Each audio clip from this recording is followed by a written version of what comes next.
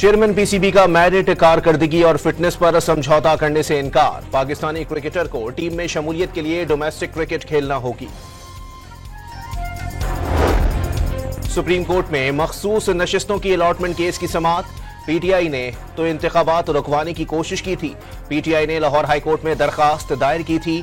Chief justice काजी फायज ईसा के remarks. Lahore high court में दफा 144 नाफिज करने के खिलाफ दरखास्त। दफा 144 क्यों नाफिज की गई, वजूहात क्या हैं? सरकारी वकील को कल तफसीलात फराहम करने की हिदायत। साहिवाल टीचिंग अस्पताल में तिब्बी अमले की गिरफ्तारी के खिलाफ यंग डॉक्टर्स का एहतजाज जारी। लाहौर के सरकारी अस्पतालों में ओपीडीज 5वें रोज भी बंद। वजीर आला पंजाब और सेक्रेटरी सेहत से माफी मांगने का मुतालबा। कराची में शदीद गर्मी ने शहरियों के छक्के छुड़ा दिए। दर्जा हरारत 41 डिग्री तक पहुंच गया। गर्मी की शिद्दत 52 डिग्री तक महसूस की गई। मजीद 2 से 3 दिन कराची में हीट वेव की सूरत हाल रहेगी।